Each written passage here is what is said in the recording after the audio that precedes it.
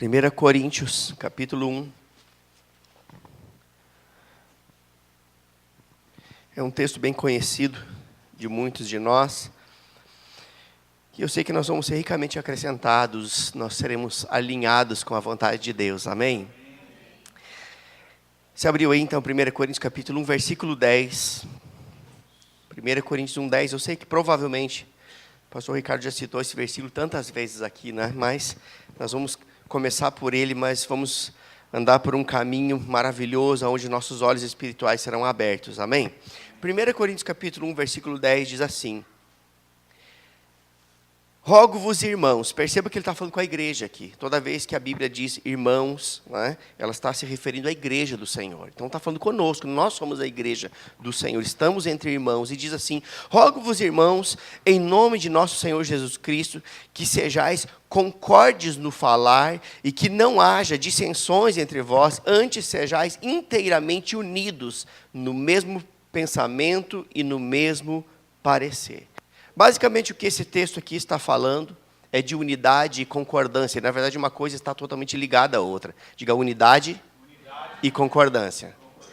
Aqui vem falando, né, de uma oração do apóstolo Paulo pela igreja, desejando ou orientando eles, esta igreja, esses irmãos, para que eles estivessem inteiramente unidos. Diga unidos. Quando ele fala inteiramente unidos, ele também está dizendo que é possível estar parcialmente unidos. O que é parcialmente unidos? É você ter uma unidade, ou estar unido como igreja, dentro de alguns aspectos, dentro de algumas situações, mas não de fato unido inteiramente, com o seu coração envolvido com aquilo. E o que eu estou falando nessa noite não é para trazer peso sobre você de forma alguma, é para trazer clareza ao seu coração. Então aqui há uma instrução do apóstolo Paulo para que aquela igreja andasse unida. Olha só, essa instrução, né, ela, como já falei, recém falei aqui, né, ela foi dada à igreja, mas o que significa a igreja? Aqui, a nossa mente racional, é por isso que eu te expliquei logo no início, que tem coisas espirituais que a nossa mente não vai conseguir interpretar. Porque a nossa mente, ela diz o seguinte: se você der, você fica sem. É ou não é verdade? Mas quando nós olhamos para a palavra, diz: dai e ser-vos-á dado. Você consegue entender que é diferente? Né? Quando a nossa mente é assim: se você perdeu a sua vida, você está acabado. Mas a Bíblia diz que se você perder a sua vida por amor a Cristo, então é que você recebeu a vida de fato.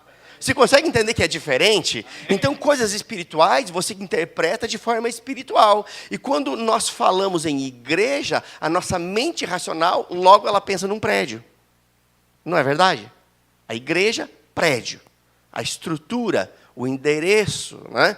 Mas, na verdade, não é isso que a Bíblia diz. Tem duas mentiras de Satanás. A primeira é que a igreja é uma estrutura. E a segunda é que a igreja sou eu. Quem já ouviu essa palavra dizendo: eu sou a igreja? Quem já ouviu isso? Eu vou dizer para você que isso é uma mentira de Satanás. Você sozinho não é a igreja. Nós juntos somos a igreja. Você está entendendo? Porque essa ideia de que eu sou a igreja é uma desculpa para não congregar. Não, eu sou a igreja, então eu congrego em casa. Entende? Então, isso é uma desculpa esfarrapada, influenciada por Satanás, que quer deixar os crentes fora do convívio do corpo de Cristo.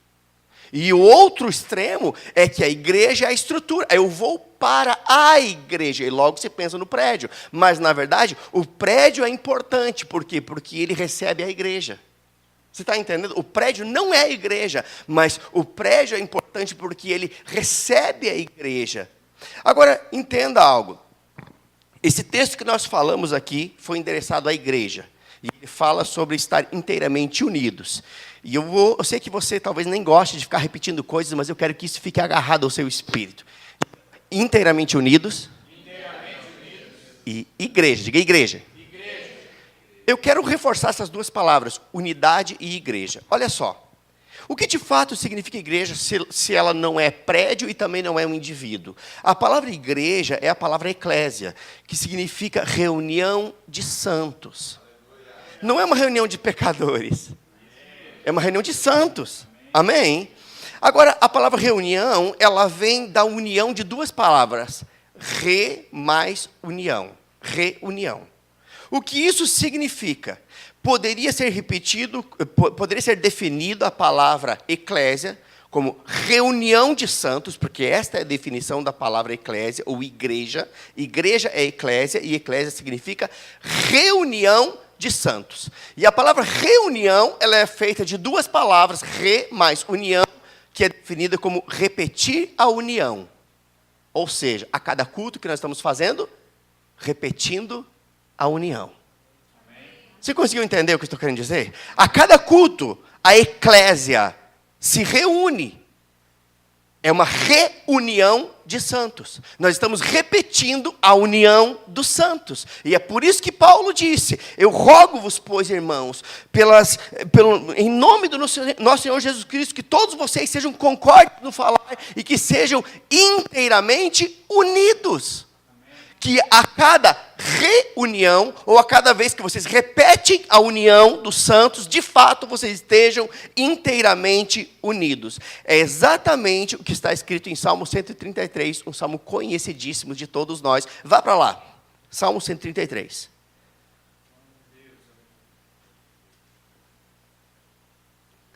A sua ideia do que é ser igreja vai ficar consolidada nessa noite. Salmo 133, um texto conhecidíssimo de muitos, diz assim: ó, quão bom e quão suave é que os irmãos vivam em... Eu quero que você entenda que esse salmo ele foi inspirado pelo Espírito Santo. E o Espírito Santo é o próprio Deus. E ele está dizendo que é bom e suave. O que isso significa? Que vir para este lugar, para nos reunirmos como igreja, deve ser algo que no nosso coração há uma expectativa de ir lá, porque lá algo bom vai acontecer. Algo extraordinário vai se manifestar. E não é pesado, não é uma obrigação, não é um ritual religioso, porque o texto diz que é bom e suave. Então está dizendo, ó, quão bom e quão suave é que os irmãos vivam em união. É como óleo precioso sobre a cabeça. Quando a Bíblia fala de óleo, está falando do Espírito Santo. É uma associação, uma analogia acerca do Espírito Santo. É como óleo precioso sobre a cabeça, que desceu sobre a barba de Arão, que desceu sobre a gola das suas vestes. Aqui está falando que a união dos santos, a união do corpo de Cristo, quando o corpo de Cristo entendeu que é necessário estar unido, isso é bom, isso é suave, isso traz leveza, isso tira o jugo, tira o peso. A Bíblia diz que isto é como um óleo precioso que vem sobre a cabeça e alcança o corpo todo. Vem sobre a cabeça, pega na barba e alcança o corpo todo. Agora eu quero que você entenda algo. Nós somos o corpo de Cristo. Quando o corpo de Cristo está andando em unidade, há um óleo, há uma unção que vem sobre o cabeça da igreja. Sabemos que o cabeça é Jesus Cristo, mas também sabemos que existe um governo da igreja que está sob a responsabilidade do pastor local. Existe um óleo que vem sobre a liderança e que atinge o corpo. Mas tudo começa lá e não aqui. Você entendeu? Amém. Ah, mas esse pastor não é ungido. Provavelmente é porque a igreja não é unida. Porque a unidade da igreja atrai a unção, atrai o óleo que vem sobre a cabeça e volta para o corpo. E então é de lá para cá, e de lá para cá e volta para lá, daqui para lá e volta para lá. Se entende que a unidade da igreja atrai a glória do Senhor, atrai a presença do Espírito Santo, atrai o mover do Espírito. E quando uma pessoa passa por aquela porta, ela vai perceber, existe algo diferente nesse lugar, eu estou sentindo algo tão bom, ela nem sabe o que é, mas nós sabemos. É a unção do Espírito quebrando o jugo, tirando o peso. E tudo isso foi gerado aí. Amém? Por causa da unidade do corpo de Cristo. Atinge o corpo como um todo. O texto é claro. Pega no cabeça, desce pela barba. Mas também vem sobre... Quando fala sobre as vestes, ele está falando sobre o corpo inteiro. E nós somos o corpo de Cristo. Amém, queridos? E esse corpo precisa estar embebido em óleo. Amém? Glória a Deus. Agora, veja bem, esse texto ele deixa tão claro a importância dos irmãos viverem unidos, conectados com o corpo de Cristo. E E eu quero trazer aqui alguns exemplos bem práticos para falar dessa importância. A importância da unidade do corpo. A importância de se manter conectado com o corpo. Eu quero usar aqui alguns exemplos porque Jesus usava. Jesus usava coisas naturais para explicar coisas espirituais. Quando ele fala da parábola do semeador, ele está usando um exemplo de coisas comuns do dia a dia da época para explicar algo espiritual. Ele fala, o semeador saiu a semear. E depois, no final daquela parábola, ele diz, a semente é a palavra de Deus. Ele estava usando algo natural para explicar algo espiritual, ok? Se Jesus fazia isso, usava coisas naturais para explicar coisas espirituais, então eu também posso, ok? Deixe-me usar um exemplo natural aqui.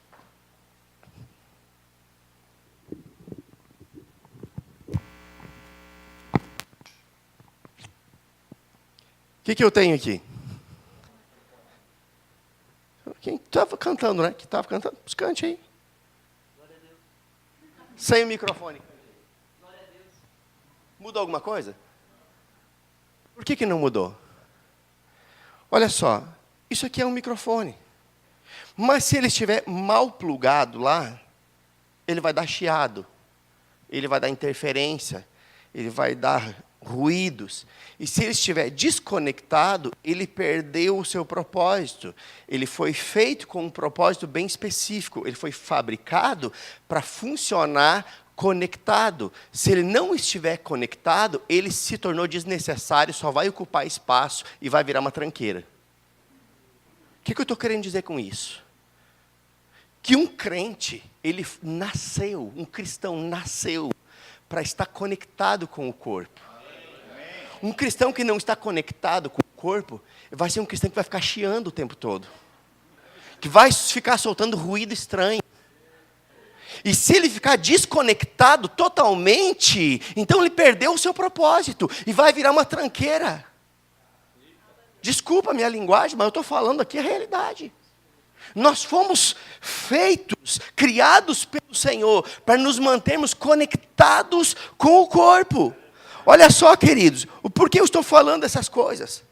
Porque, como esse microfone foi feito com um propósito, e uma vez desconectado, ele está desconectado do propósito, da mesma forma acontece com um cristão que está desconectado com o corpo de Cristo. A cada momento, ele vai perdendo o seu propósito. Por quê? Porque quando nós estamos em comunhão com o corpo de Cristo, palavras inspiradas vêm. Palavras proféticas vêm às vezes no meio de uma mensagem, às vezes no meio de uma música. O Senhor vai reafirmando coisas. Filho, eu tenho um plano para a sua vida. Eu não esqueci de você. Aquilo que eu te falei 1 ano atrás, 10 anos atrás, continua valendo. Eu não mudei de ideia. Eu estou aqui para reavivar o dom. Eu estou aqui para reforçar o seu chamado. Eu estou aqui para te impulsionar na sua carreira. Então a igreja é o ambiente onde os céus tocam a terra. Agora, se eu fico desconectado, eu vou ficar que nem isso. Pega aí, rapaz, não derruba não, senão o seu pastor acaba com você. Amém? Você entendeu? Diga, eu vou permanecer conectado. Glória a Deus. Sabe que existe uma unção coletiva como igreja. Uma coisa é você orar na sua casa, é de Deus. Você pode ir lá, dobrar seu joelho, você pode entrar no seu quarto, você pode ter o seu secreto com o Senhor, e isso é divino. Permaneça fazendo essas coisas, até aumente o tempo se necessário for, e é de Deus. Mas nada substitui a unção da coletividade do corpo de Cristo, porque nesse ambiente é onde o Senhor passa as suas instruções mais específicas, mais importantes, aquelas que vão dar uma guinada na nossa vida, aquelas que vão apontar o nosso propósito e nos fazer permanecer atentos à proposta que Deus tem. É nesse ambiente espiritual. Queridos, você não é um ser natural. Eu vou provar para você. O que você está fazendo aqui em pleno domingo? Por que não ficou em casa tomando Coca-Cola, comendo pipoca, assistindo Fantástico? Porque você não é um ser comum. Você é um ser espiritual. E você sabe que você precisa de algo espiritual para te manter de pé. Então, porque você não é um ser comum, você é um ser espiritual, as instruções que Deus dá para você, elas também são espirituais, porque lá em João capítulo 4, verso 24, diz que Deus é espírito, e um Deus que é espírito, ele não dá informações naturais, ele dá instruções espirituais. Amém. E é num ambiente como esse, de igreja, onde essas instruções chegam no nosso coração. Amém, queridos? Amém. Glória a Deus. É por isso que é tão importante permanecer conectado ao corpo de Cristo, que é a igreja. Aleluia. Sabe, queridos, eu tenho aqui um smartphone. Todo mundo tem um smartphone aqui? Quem não tem um smartphone, levante a mão. Não fique tranquilo que não vou te dar o meu, não. É porque isso é tão comum hoje que todo mundo tem. Tem gente que tem até 2, um em cada bolso. Né? Mas, olha só. Aqui tem umas mensagens que eu só vou ver depois do culto, porque eu sou crente. Amém. Ó, tá cheio. Né? Cheio de mensagem aqui. Nesse periodinho da casa do pastor Ricardo tem aqui, encheu de mensagem. Mas por que encheu de mensagem? Porque eu tenho aqui um chip. E nesse chip eu tenho um cadastro, uma operadora que me dá sinal de internet. Eu pago o plano para me manter o tempo todo conectado. E porque eu estou conectado, as informações estão chegando o tempo todo. Está entendendo? Eu estava vindo para cá. E eu estava aguardando algumas respostas de umas situações que a gente está aí lidando no ministério, tem tanta coisa para resolver, né? E eu estava ali, o celular estava lá, e eu não vejo o celular quando estou dirigindo, tá bom? Fica em paz, né? Mas cada vez que entra uma mensagem, ele dá um sinalzinho. O seu não é assim? Dá um sinal, um barulhinho. Tá, uma tremida, sei lá. Quando entra a mensagem, dá um sinal. E eu estava vindo para cá, e longos trechos ficava sem sinal, e logo não entrava mensagem nenhuma. E de repente, eu entrava numa cidade, num trevo de acesso, era uma atrás da outra, entrando. Né? O que isso significa? Que quando nós nos mantemos conectados com o Espírito, as informações que são espirituais, elas começam a chegar no nosso espírito. Quando nós permanecemos conectados com a igreja, no ambiente espiritual, instruções espirituais, elas começam a chegar no nosso coração. Nós começamos a perceber Deus falando ao nosso coração. Por quê? Porque estamos em conexão direta com o Pai. Amém, queridos? Agora, o interessante, e isso deve acontecer no seu aparelho também, quando você está fora de uma área de cobertura, vai aparecer lá um sinalzinho dele buscando rede. É ou não é verdade? Buscando rede. O meu parece assim, buscando rede. Não sei como é que é o seu. Mas sabe por que aparece um sinalzinho buscando rede? Porque quando o engenheiro lá, a pessoa que projetou esse aparelho foi projetado para permanecer conectado. E quando ele está fora do ambiente de conexão, ele tem um dispositivo que ativa para ele buscar o sinal mais próximo, para buscar a rede mais próxima. Por quê? Porque ele foi projetado, ele foi feito com o propósito de permanecer o tempo todo conectado. O que eu estou querendo dizer com isso? Que assim como esse aparelho foi desenvolvido para se manter conectado, nós fomos feitos para nos manter conectados com o Pai o tempo todo. Se o seu espírito não fica buscando o sinal, você está com um problema. Você está entendendo? O que significa isso? Se no seu espírito não há um desejo de congregar, se no seu espírito não há um desejo de orar, se no seu espírito não há um desejo de ler a palavra, ei, você está com um problema de manutenção. Não é de fabricação. Porque Deus te fez perfeito. Mas está tendo algum problema, por quê? Porque você foi projetado, idealizado para permanecer conectado com o Pai. Amém, queridos? Glória a Deus. Agora, entenda algo. A nossa conexão com Deus, ela se dá por meio da oração, ela se dá por meio da meditação, ela se dá por meio da leitura da palavra. Quando eu estou lendo, eu estou me mantendo conectado com Deus. Agora, entenda, como esse aparelho foi idealizado, feito para se manter conectado a uma rede, eu e você fomos projetados para nos mantermos conectados com Deus, mas também uns com os outros. Não é só com Deus, é com Deus e uns com os outros. Lembra que nós lemos 1 Coríntios 1,10 que diz: rogo-vos, pois, irmãos, que permaneçam inteiramente unidos. Está falando da unidade do corpo. Salmo 133 diz: ó, quão bom e quão suave é que os irmãos vivam em União. E é por isso que aqui nessa igreja você nunca vai ouvir do seu pastor: ei, não fale com fulano, ele está em rebelião. Você está comigo? Amém. Sabe por quê? Porque não é de Deus isso. Deus não mandou ninguém cortar relacionamento com ninguém. Pelo contrário, está escrito: ei, permaneça unido, conectado. Ainda que a pessoa esteja errada, você pode ser o canal de Deus para tirar ela daquela situação. Amém? Unidade do corpo. Deus nos gerou nele para permanecermos conectados com ele, mas também conectados uns com os outros. Por quê? Porque quão bom e quão suave é que os irmãos vivam em união. Agora, nós nos conectamos com Deus assim, meditando na palavra, orando ao Senhor, no nosso secreto com o Senhor. Mas como é que nós mantemos a nossa conexão com os irmãos? Como é que nós vamos manter a nossa conexão com a família da fé?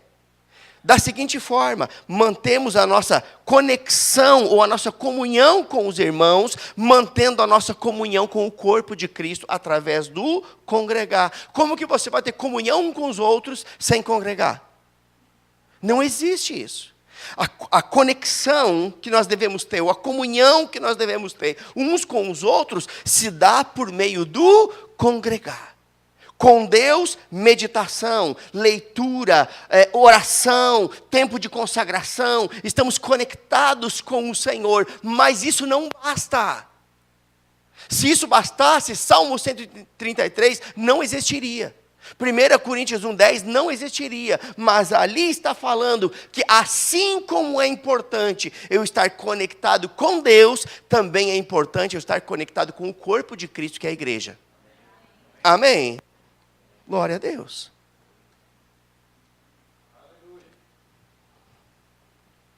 Sabe, queridos, entenda algo.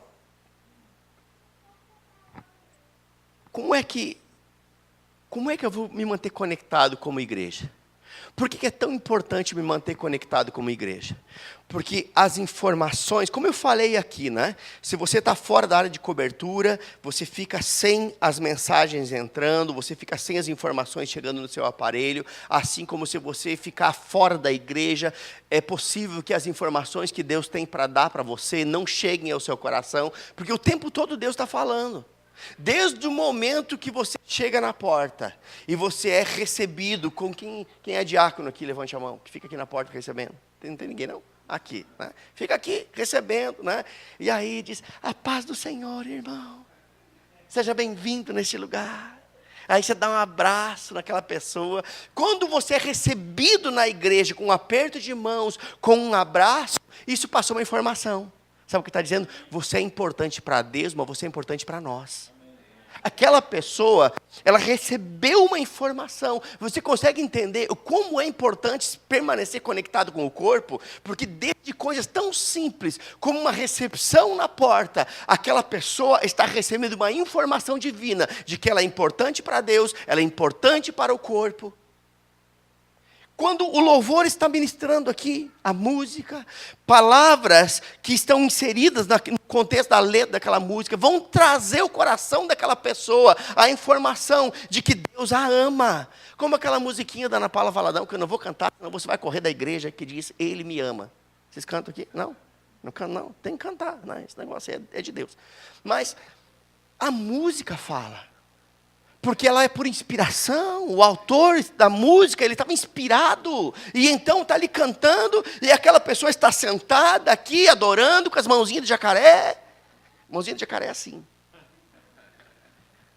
E Deus está falando com ela. Quem já ouviu Deus falar através da música aqui? Levante a mão. Rapaz, todo mundo já ouviu. Se você nunca ouviu Deus falando através da música, você tem que nascer de novo. Porque é de Deus. Deus fala o tempo todo. Amém? Então, quando a pessoa entra num ambiente como esse, é recebida na porta, Deus está falando com ela, informações estão chegando no coração, você é bem-vinda neste lugar, esta igreja te ama, Deus te ama, ela se assenta, está adorando, a música está falando com ela: ei, eu te amo, filho, eu te amo, filha, eu estou contigo, eu não te desampararei. A música vai ministrando o coração da pessoa, informações vão chegando, e de repente o pastor chega, sobe no altar, começa a pregar por inspiração, e está falando uma mensagem, no meio da mensagem uma palavra vem, e você, rapaz, ele sabia de alguma coisa, essa palavra foi para mim. Quem já teve essa experiência aqui? Ele não sabia de nada, mas o Espírito sabia. Sabe o que é isso? Informações espirituais, porque você está conectado no ambiente certo. Aquilo chega como uma flecha no seu coração. Te alcança na sua necessidade. Se entende como o ambiente da igreja é um ambiente diferente? Você é alcançado de todas as formas. Você chegou, é alcançado. Você está adorando ao Senhor com a música, você é alcançado pela letra da música e pela unção disponível. Um pastor está ministrando, você é alcançado. Talvez nada do que ele falou serviu diretamente para você, mas uma palavra que foi liberada no meio de tudo aquilo alcançou você. E aquilo valeu, mudou a sua vida. Porque uma palavra liberada por inspiração e recebida no coração, pode mudar a história da nossa vida. Amém. Mas porque você estava naquele ambiente, aquela palavra te alcançou. Sabe, queridos, eu estou falando da importância de se manter conectado.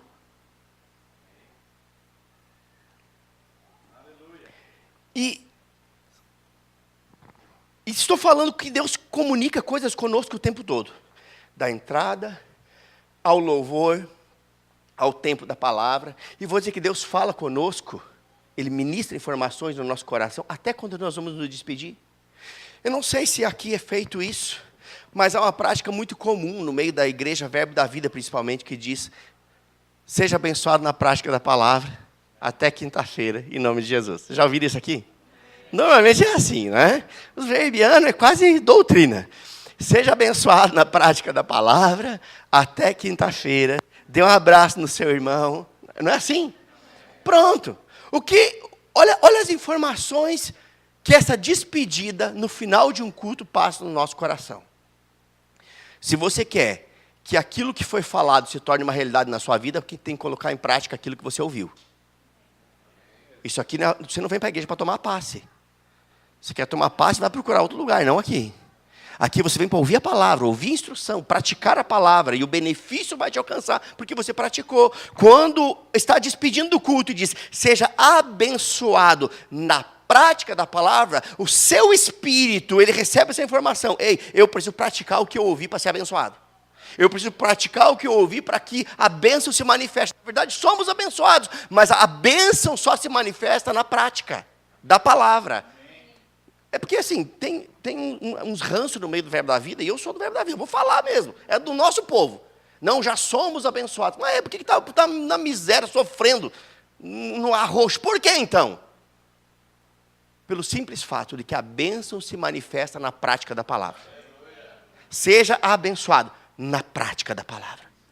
Quando você despede o povo com isso, você está dizendo, ei, não basta ouvir, tem que praticar. Não sejam ouvintes apenas, que se enganam a si mesmos, mas sejam praticantes da palavra. Amém? Porque aquele que é ouvinte e não é praticante, se engana a si mesmo. Mas quem pratica vai ter o benefício daquilo que ouviu. Então, perceba a importância de congregar, a importância da conexão com o corpo. Tudo tem algo espiritual envolvido, até a despedida. Quando o pastor fala, dê um abraço no seu irmão, quem já ouviu isso? Na despedida do culto. Sabe o que está dizendo? Ele está dizendo que você é corresponsável por manter a unidade do corpo. Você é alguém que num abraço vai dizer para outra pessoa, ei, eu sou importante para Deus, porque essa pessoa lembrou de me dar um abraço.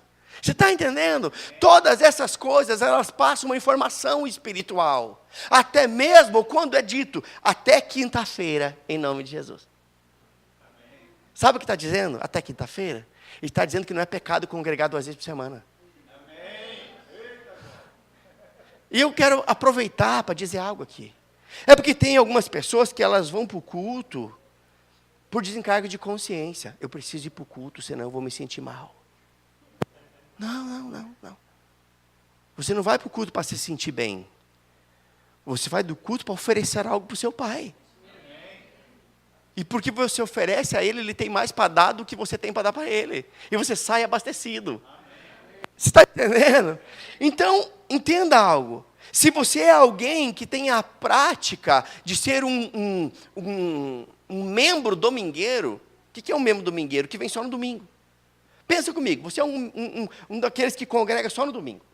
Aí, num determinado domingo, aconteceu uma situação. Alguém fez aniversário, uma coisa importante, uma viagem de urgência. Alguma coisa aconteceu no domingo. Aí você vem no domingo, no outro domingo aconteceu aquela situação que te impediu de ir no culto. Como você é um crente domingueiro, você vai só no outro domingo. E de um domingo que você foi até o outro domingo que você foi, passou-se quantos dias?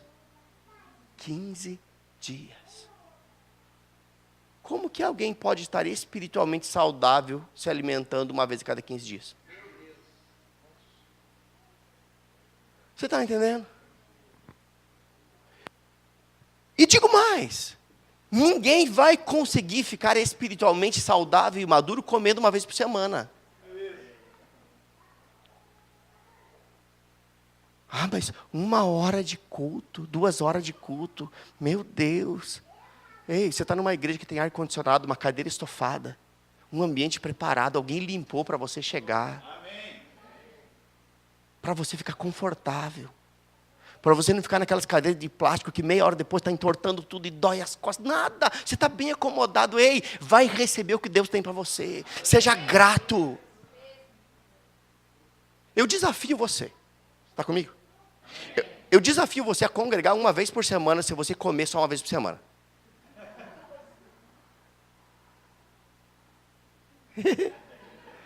Tá bom, vou ser mais manso. 2 vezes por semana. Eu deixo você comer duas refeições por semana. Para você congregar uma vez por semana. Você dá conta? Porque se você não comer 3 refeições por dia, ou pelo menos 2 bem substanciais, talvez você não consiga manter o seu corpo natural de pé. E como você pensa em manter o seu corpo espiritual de pé comendo uma vez por semana? Você está comigo? Eu estou falando da importância de congregar. Da importância de se manter conectado com o corpo de Cristo. Da importância de você ter uma vida espiritualmente saudável. Amém, queridos? Glória a Deus. Glória a Deus. Eu não quero trazer condenação sobre a sua vida. Eu volto a dizer isso. Mas, se você tem o hábito de cultuar apenas uma vez por semana, ou tem o hábito de não vir na quinta-feira, eu quero incentivar você a fazer um esforço.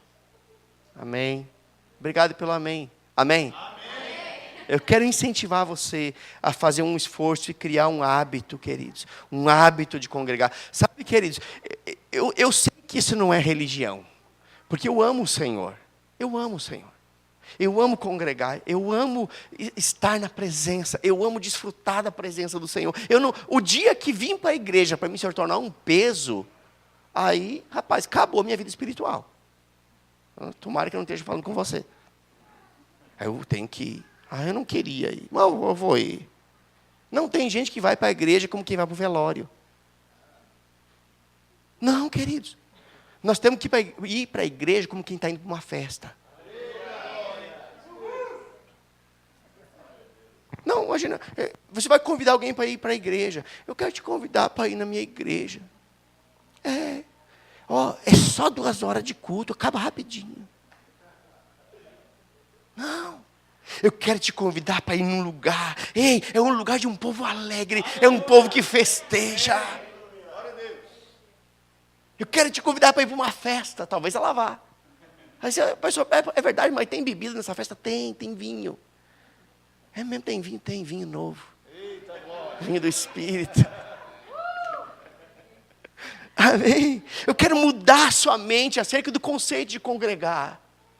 Congregar não é religião, é necessidade. Eu necessito, porque eu preciso permanecer espiritualmente saudável. Eu não quero morrer de inanição espiritual. Eu não quero ficar espiritualmente doente. Eu preciso me abastecer. Amém? Sabe quando isso vai acontecer? Quando a gente tiver o Senhor em primeiro lugar na nossa vida. Amém, queridos? Glória a Deus. Sabe, eu tenho certeza que o que eu estou falando aqui não é porque eu desejo apenas ver a igreja cheia, é porque eu desejo ver você forte. Amém? Crentes abastecidos são crentes fortalecidos, são crentes que não se dobram às circunstâncias, são crentes que enfrentam as dificuldades com uma outra perspectiva, porque eles sabem quem tem crido.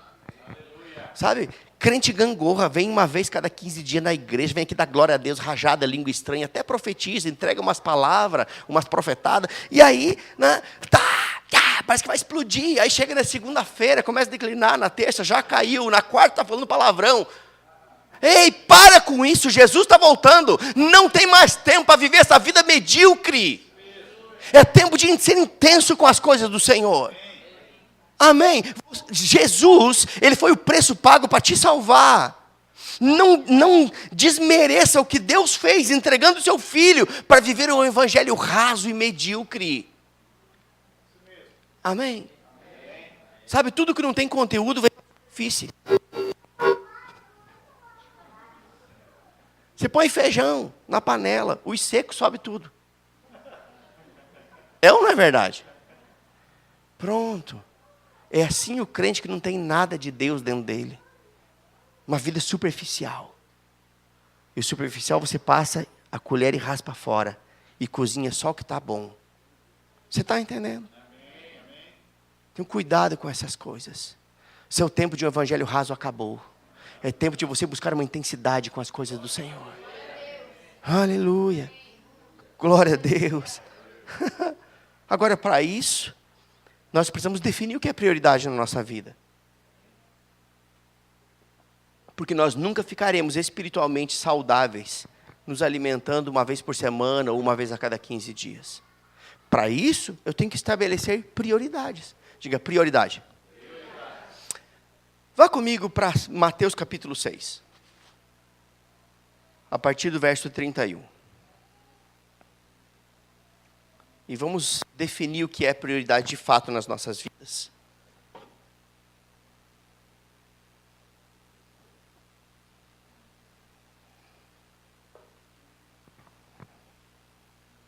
Mateus capítulo 6, versículo 31. Você abriu comigo? Diz assim: portanto, não vos inquieteis dizendo, que havemos de comer, ou o que havemos de beber, ou com que nos havemos de vestir, pois todas essas coisas os gentios procuram. Gentios são pessoas que não têm o Senhor. Porque vosso Pai Celestial sabe que precisais de tudo isso. Para um pouquinho, olha para cá. O que esse texto está dizendo? Por que vocês estão preocupados com o que vão comer, com o que vão vestir, com o que vão beber? Essas coisas são necessárias? São. Os gentios, as pessoas sem Deus, procuram isso. E vivem a vida inteira por causa dessas coisas. Mas para vocês que são do Senhor, eu digo uma coisa: o Pai de vocês sabe que vocês precisam. Não está dizendo que é errado. Está dizendo que o nosso Pai sabe que a gente precisa. Obrigado, querido. Você sabia que eu precisava de água, né? Benção. Mas olha só. O texto continua, o verso 33 diz o seguinte: mas buscai em primeiro lugar. Diga primeiro lugar.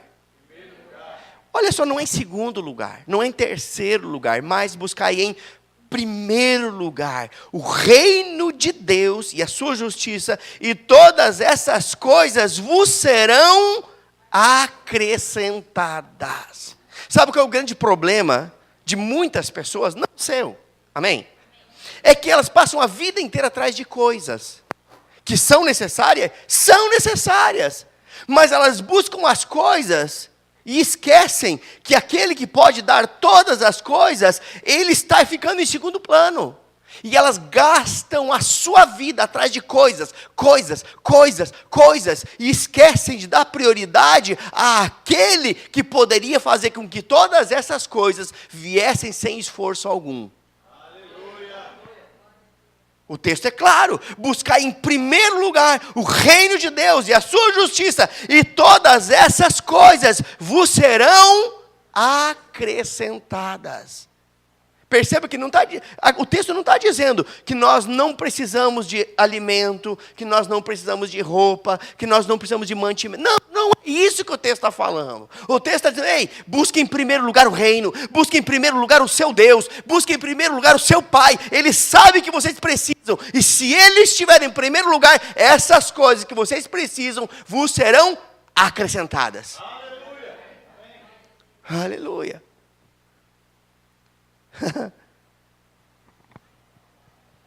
Sabe o que de fato esse texto está dizendo? Esse texto está dizendo que se o Senhor for a nossa prioridade, Ele vai assumir o compromisso de suprir cada uma das nossas necessidades. Amém? Se Ele for a prioridade, então tem compromisso em suprir as nossas necessidades. Amém, queridos?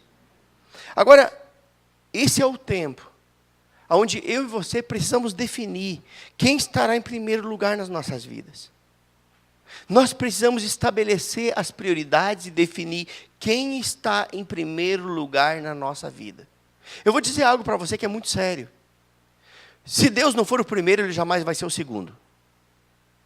Está comigo? Se Deus não for o primeiro na sua vida, o segundo lugar não encaixa nele. Não se distraia. Amém? Guarde isso no seu coração. Se Deus não estiver em primeiro lugar, Ele jamais será o segundo na sua vida. Se Deus não te tem por inteiro, então Ele não tem você. Aí eu entreguei a minha vida para o Senhor. É mesmo? 100%? Tudinho. Tudinho mesmo. Porque se o Senhor não nos tiver por inteiro, então Ele não tem. Ele não nos tem. O que isso significa? Que muitas vezes o Senhor tem áreas da nossa vida, mas Ele não tem todas. Muitas vezes o Senhor tem o nosso compromisso de cultuar, mas Ele não tem o nosso compromisso em dizimar. Posso pegar algo aqui? Você me ama ainda? Eu vou embora amanhã, então está tudo certo. E se você me tirar pedra, eu me escondo, eu sou pequeno, atrás do público, ninguém me acerta. Eu fico imaginando, queridos, lá em Malaquias capítulo 3 diz o seguinte: roubará o homem a Deus? O texto continua e diz, sim, nos dízimos e nas ofertas. Está falando que não dizimar é roubar, ok? 2 amém e meio. Eu fico imaginando se nessa porta, sabe quando você vai nas lojas, quais as lojas aqui que tem aquele detector de roupa quando a pessoa rouba? Não tem nenhuma loja, tem disso aqui? Tem loja. Não, aquelas detector, lá em Caxias tem Americanas, eu não sei se aqui tem, essas lojas de departamento. Você está saindo com a roupa, aperta, lá, dá um barulhão, o guarda vai lá, confisca você, leva para a salinha, revista. Não, você não, porque você é crente, né? Mas lá tem um detector de roubo, basicamente é isso, ok? É um detector de roubo aquilo lá. Saiu com a roupa, tem aquele tareco preso lá, ele vai dar um barulho, vai fazer um escândalo e você vai ser pego. Então, tem um detector de roubo. Então, porque as pessoas sabem que tem um detector de roubo, elas não roubam. Ok? Elas compram, pagam e saem e não tem sinal nenhum. Eu fico imaginando se no final de um culto, quando as pessoas passassem pela porta, tivesse um detector de roubo. Não, mas eu não levei cadeira nenhuma. Não estou levando o microfone da igreja, nem nada, então eu não estou roubando. Mas se você está levando aquilo que devia ter deixado, que é a parte do Senhor, você está.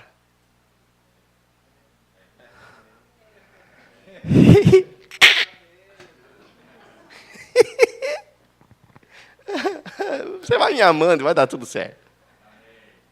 Queridos, nós estamos falando da palavra de Deus. Não é o pastor Silvio que está falando palavras soltas, eu estou falando o que a Bíblia diz. Amém? Por que eu estou falando isso? Porque se o Senhor não nos tiver por inteiro, então Ele não nos tem.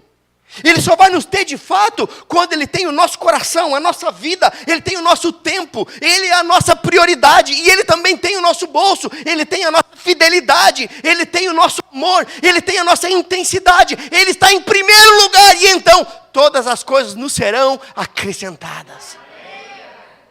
Oh, aleluia. Sabe, queridos, eu vou ser ousado em falar algo aqui. Eu não tenho medo de falta. Eu não estou sendo arrogante aqui.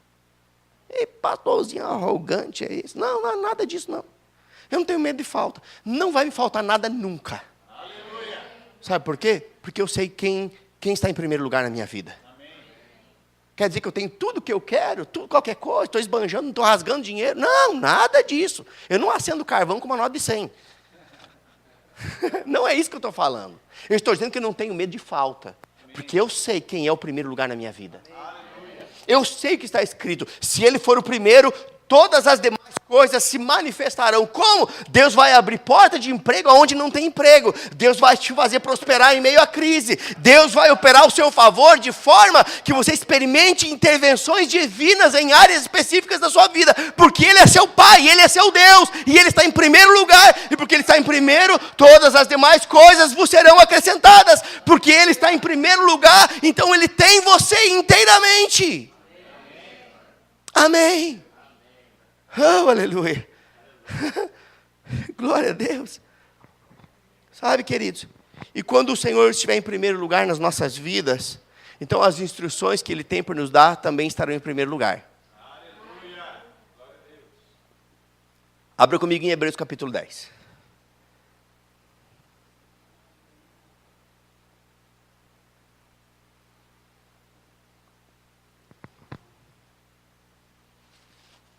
Hebreus capítulo 10. Versículo 25. Perceba que aqui é uma instrução. E quando Deus está em primeiro lugar, a instrução dele também é prioridade para nós. Amém? Hebreus 10, 25 diz o seguinte: não deixemos de congregar, como é costume de alguns. Graças a Deus que você não se encaixa na segunda parte que diz costume de alguns. Amém? Amém? Você percebe que deixar de congregar vira costume, hábito? A pessoa não vai uma vez, ela se sente um pouco condenada. Rapaz, matei o culto. Aí ela mata o segundo culto. Rapaz, deu certo. Eu não fui fulminado. Deus não me castigou. Eu não bati o carro, nem um assaltante me pegou na esquina. E vai ficando mais fácil. Você está entendendo? E vira costume. E aí já deixa de ser crente domingueiro e passa a ser crente quinzeneiro. E aí viu que não foi fulminado, porque Deus é misericordioso. E as misericórdias do Senhor são o motivo pelo qual nós não somos consumidos. E aí ele passa a ser um crente meizeiro. E já está desviado, nem sabe. Eu vou dizer uma coisa para você. A maior parte dos crentes desviados não estão fora da igreja, estão dentro da igreja. Desviados e nem sabem. Por quê? Porque o coração não está inteiro. Porque não há mais uma intensidade. Aquele amor que tinha no início, quando foi alcançado pelo Senhor, estava num charco de lodo. O Senhor foi lá, tirou ele, colocou os pés sobre uma rocha firme, ele aqueceu o seu coração, ficou apaixonado pelo Senhor, e o tempo foi passando, e ele começou a ficar crítico. Não gostei, o pastor falou isso. Eu não gostei daquela música. Eu não gostei, durou 10 minutos além do horário. Eu vou dizer algo para você. Murmuração é traço de carnalidade. Amém? Qual que é o horário do final do culto aqui, pastor? 9 horas. Eu vou tirar o peso de condenação sobre a sua vida. Se o culto não tiver acabado 9 horas, pode vazar a porta fora sem condenação. Para nunca você reclamar que o culto passou do horário. Seu compromisso acabou 9 horas. Não, eu estou liberando mesmo. Sério. É melhor liberar do que murmurar. Você está entendendo onde estou querendo chegar? Na verdade, não estou querendo que você saia, levante e vá embora. Eu estou despertando você no interesse de desfrutar daquilo que o Senhor está colocando diante de você como um banquete celestial. Oh, aleluia. Porque congregar é uma bênção. Não é peso. Amém, queridos? Glória a Deus. Então, o Senhor não errou quando deixou essa instrução dizendo, não deixemos de congregar, como é costume de alguns. Antes, admoestemo-nos uns aos outros. Sabe o que eu estou fazendo aqui? Te admoestando. Admoestemo-nos uns aos outros, tanto mais quando vedes que vai se aproximando aquele dia. Que dia é esse? É o dia quando nós, como igreja, seremos arrebatados. Jesus está voltando. Nós não temos mais tempo a perder com mimimi. Crente mesmo fica bicudo, emburrado, não gostei. Para com isso. Vamos crescer. Amém? Glória a Deus. Sabe, queridos, o Senhor não errou porque Ele sabia que congregar é algo vital para a nossa vida espiritual. É algo vital. Eu digo para você, queridos, que a igreja foi uma ideia divina. Para que nós pudéssemos nos encorajar mutuamente. Nos encorajar a permanecer firmes nas promessas que o Senhor nos deu. Ou seja, enquanto nós aguardamos Ele vir para nos buscar, a igreja tem um papel, encorajamento mútuo. Você não está aqui para ser condenado, você está aqui para ser encorajado, para ser despertado a ter uma vida espiritual ativa, uma vida espiritual aquecida. Romanos capítulo 12, versículo 11, diz: sede fervorosos no Espírito. Ei, sejam apaixonados pelo Senhor. Amém? Apaixonado pelo Senhor. É vital para nós, porque nesse ambiente nós vamos nos encorajando mutuamente. Sabe, querido, uma pessoa que começa a deixar de congregar por qualquer motivo, ela vai acabar por esfriar na fé. É fato, uma coisa leva a outra. E pelo fato dela esfriar na fé, ela pode até mesmo acabar perdendo a convicção das promessas que Deus tem para a sua vida. Primeiro passo, depois de deixar de congregar, ou fazer uma rotina longa do processo de congregar, de 15 em 15 dias, ou de mês em mês, ou até de semana em semana, ela vai esfriando na fé, e porque esfria na fé, ela perde a convicção da promessa que Deus tem para ela. Mas que você não seja esse, que você seja alguém que está aquecido, a brasa está junto com o braseiro, o fogo do Espírito está sobre a sua vida. Amém, amém, queridos? Amém. Glória a Deus. Deixa-me dar um exemplo para você aqui. Imagina você mulher, vou falar com você, mulher aqui. Você levanta um dia inspirada, e você diz: Rapaz é um vício de linguagem meu, descarta aí. Isso. Você acorda um dia inspirado e diz: vou fazer um jantar para o meu marido. Quando ele chegar, vai estar tudo pronto. Uma mesa arrumada, os melhores talheres, os melhores pratos. Vou fazer um jantar especial, vou até acender uma vela, botar no meio da mesa para fazer um negócio bem glorificado. Aí você passa o dia inteiro ralando. Compra coisa que você nunca comprou, aquele negócio chique, organiza tudo e está com expectativa, porque você quer dar uma surpresa para o seu esposo quando ele chegar em casa. Você está com a expectativa de se assentar com ele na mesa e comemorar alguma coisa, não sei. Né? E aí, seu marido chega do trabalho, passa pela sala, dá uma olhada para a mesa, vai para o banheiro, toma uma ducha, bota o calção do futebol e a camisa, bota a chuteira, diz: amor, estou indo para o futebol, tchau. Qual seria a sua cara? Como você ficaria? Você ia esperar ele no maior love depois, né? Com um reio de rabo de tatu na mão. Não, você ia ficar frustrada, decepcionada, porque você investiu o seu dia inteiro preparando algo para alguém que não valorizou. O que isso significa? O que isso tem a ver com congregar? A Bíblia diz que a cada culto, o Senhor prepara um banquete para nós, na presença dos nossos inimigos. E quando nós deixamos de usufruir daquilo que Ele pagou um alto preço através de Jesus Cristo, para nos proporcionar, nós estamos entristecendo o Espírito Santo, assim como uma esposa ficaria triste com o seu esposo que virou as costas. Está comigo? Eis que ponho perante ti uma mesa, um banquete perante os teus inimigos. Sabe quem são teus inimigos? Teus inimigos são a doença, não são pessoas. Mas tem cura para você nessa mesa. Teus inimigos é miséria, mas a Bíblia diz que tem provisão para você. Teus inimigos são a pressão, a opressão que tem prendido você, mas nessa mesa tem libertação. Uma mesa posta pelo Senhor. E muitas vezes nós passamos e não valorizamos e não desfrutamos daquilo que foi nos dado de graça. Você consegue entender a importância? Quando você deixa de congregar, você não está entristecendo apenas o seu pastor. Você está entristecendo o sumo pastor Jesus Cristo, que pagou um preço para servir a mesa. Você está comigo? Você me ama ainda? Graças a Deus. Glória a Deus. Sabe, queridos, o que nós precisamos entender é que a igreja, ela é definida pelas Escrituras como o corpo de Cristo. Diga, corpo de Cristo. Igreja não é o prédio, igreja é o corpo de Cristo. E nenhum membro que fica desconectado do corpo consegue se manter vivo por muito tempo. Pensa comigo, seu corpo, você corta um dedo, deixa lá uma semana e depois vai tentar fazer um implante. Vai dar certo? Porque ele não sobrevive longe do corpo. Nenhum membro afastado do corpo por muito tempo, ele vai conseguir sobreviver.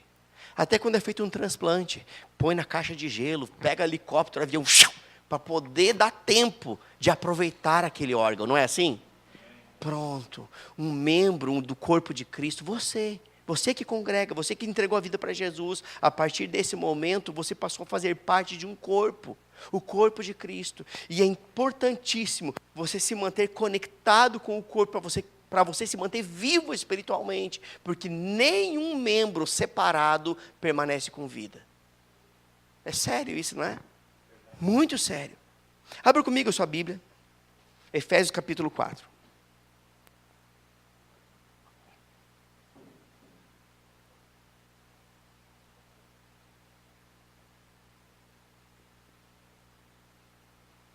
Efésios 4, verso 15 e 16.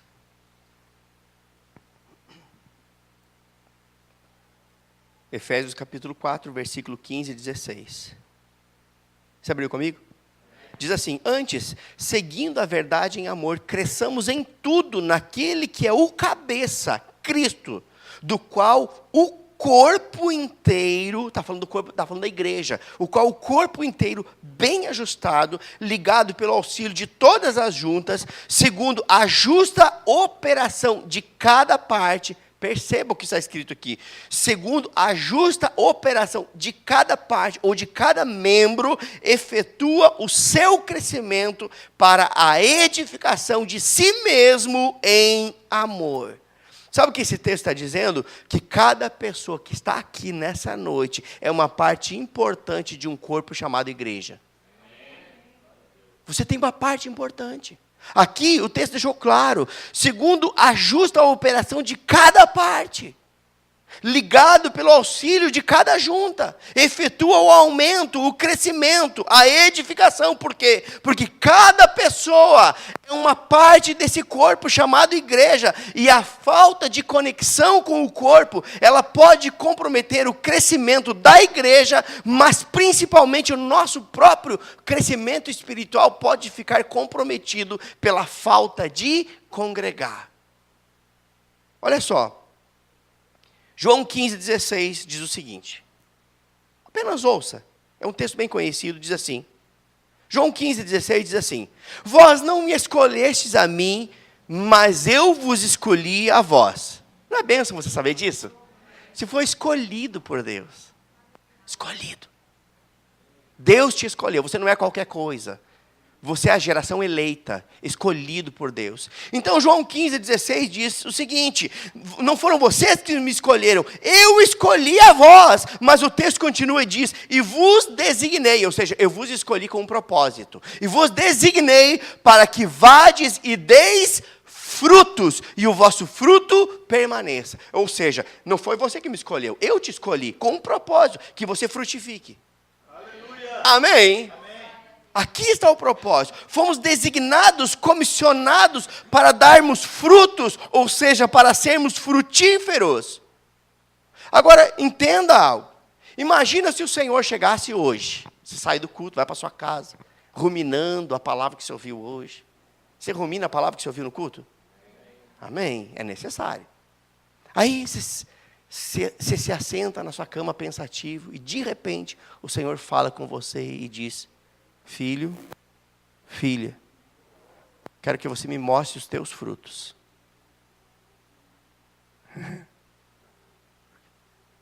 O que você iria mostrar para o Senhor? O que você iria apresentar para Ele? Eu vou dizer algo para você que esse dia vai chegar. Porque a Bíblia diz que naquele dia nós seremos julgados segundo as nossas obras.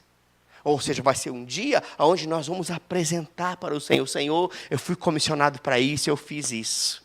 Eu sou um servo bom e fiel. Eu não deixei de congregar, eu não deixei de ser intenso, eu não coloquei o Senhor em segundo plano. O Senhor sempre esteve em primeiro lugar na minha vida. E então nós podemos apresentar ao Senhor os frutos. Agora, eu estou finalizando o culto, mas eu ainda quero ler com você Salmo capítulo 1. Vá comigo para lá.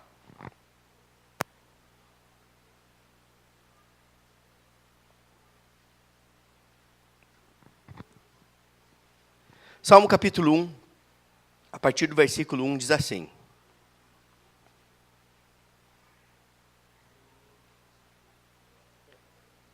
Você abriu aí?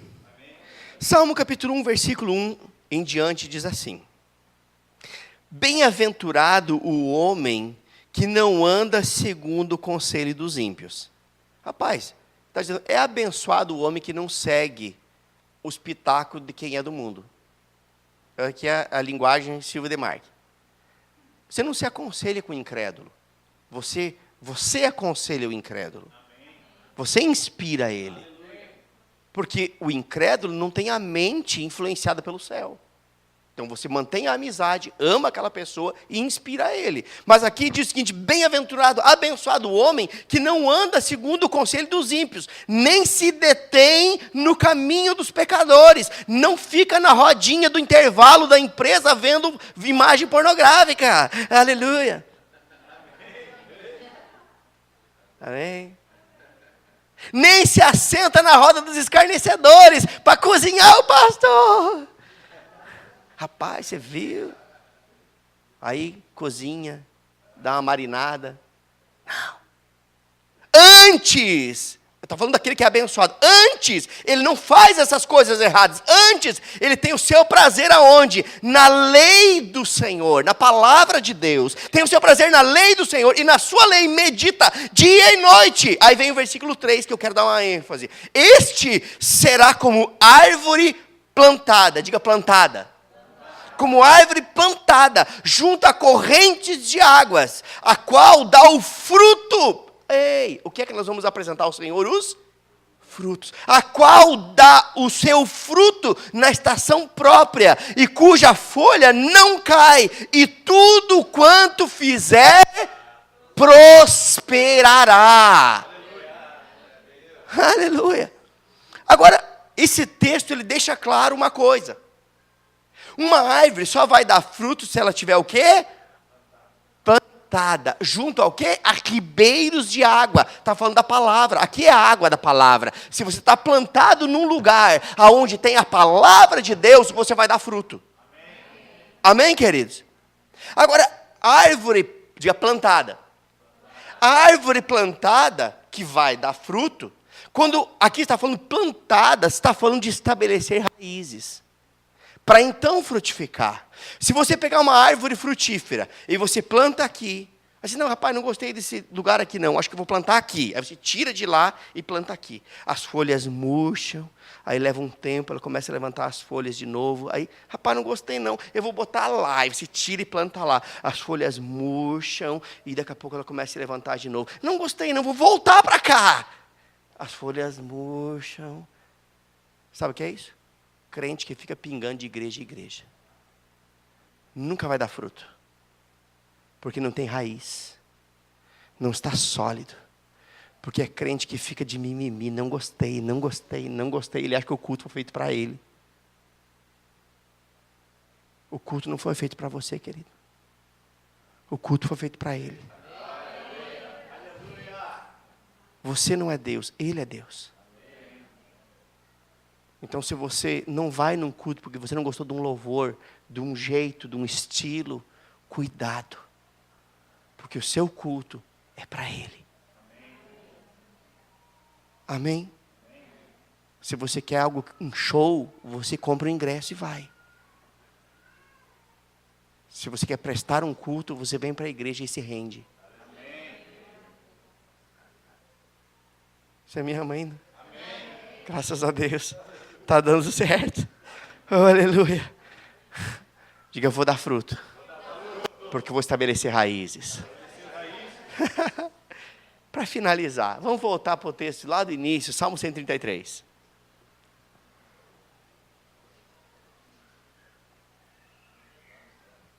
Aleluia. Glória a Deus. Salmo 133.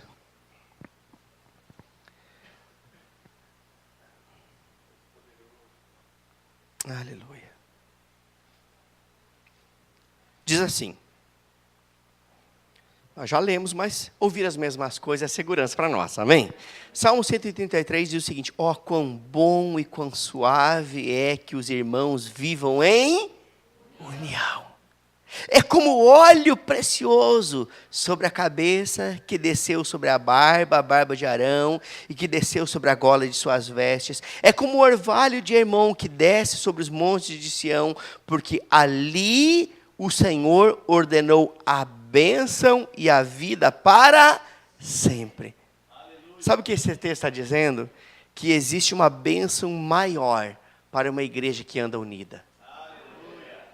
A bênção é ordenar. Ei, quem pode desordenar aquilo que Deus ordenou?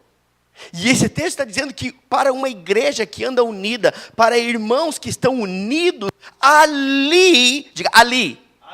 Perceba que não é lá na sua casa, é ali. Aonde os irmãos estão unidos, aonde eles estão reunidos, aonde a igreja está reunida, ali existem ordenanças do céu que são estabelecidas na terra. Amém? Ali ordenou a bênção e a vida para sempre, ou seja, existe uma bênção no congregar. Existe algo da parte de Deus que é liberado. Existe uma unção coletiva. Existe uma unção disponível quando nós nos reunimos. E eu digo algo para você. A união do povo atrai a unção. E a unção quebra o jugo. E a unção, ela conduz o pecador ao arrependimento. E a unção, ela é resultado da união das pessoas. Ou seja, só é possível andar em união quando nós tiramos os olhos dos defeitos dos outros.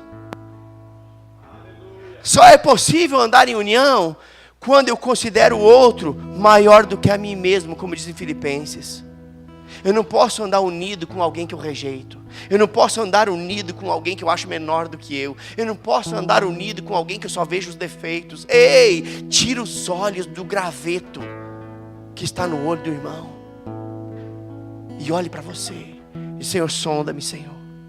Vê se há em mim caminhos maus. Me conduz por caminhos de retidão. Eu queria que você ficasse de pé nesse momento. Eu quero orar com você. Feche seus olhos, não se distraia. Ei, não se distraia nesse momento. Oh, yeah. Eu creio que a unidade dessa igreja ela vai